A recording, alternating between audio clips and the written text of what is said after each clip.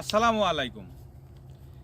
এই যে আমার একটা গল্প শোনানোর জন্য আপনার কাছে আসলাম। বিকাশে আমার কাছে কিছুদিন আগে, ঠিক না, নগদে আমার কাছে ২,০০০ টাকা আসছিল। তো এই নগদে টাকা আসার পরে তা আমার কাছে ২ দিনের ভিতরে কোনো কেউ খোঁজ খবর চায়নি, কেউ জানায়নি যে আমার কাছে টাকা আসছে, কেউ ডকুমেন্টস হিসাবে আমাকে কেউ কিছু বলেনি।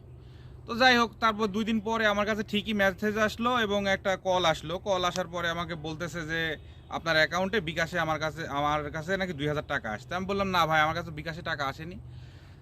তারপরে বললাম যে হোয়াটসঅ্যাপ আছে, হোয়াটসঅ্যাপে কল দেন, আপনাকে দেখাই। তো হোয়াটসঅ্যাপে কল দেওয়ার পর বললো, না ভাই, নগদে গেছে। তো আমি বললাম যে হ্যাঁ, নগদে আমার কাছে টাকা আসছে। তো যাই হোক, আমি টাকাটা সেদিনকে আর ফেরত দেইনি। তো ডকুমেন্টস দিল, আমি ডকুমেন্টস যাচাই বাছাই করলাম। যাচাই বাছাই করার পরে আমার নাম্বার হচ্ছে 06 লাস্টে, যার কাছে টাকাটা যাবে তার নাম্বারটা হচ্ছে 09। তো একই কোড। তো যাই হোক, তো আমি তার কাছে ফোন দেওয়ার পরে সে বলল, হ্যাঁ, আমার বিদেশ থেকে টাকা আসার কথা ছিল। তো ওই টাকাটা সেদিনকে আসেনি, পরবর্তীতে আমাকে টাকাটা দিয়ে দেওয়া হয়েছে।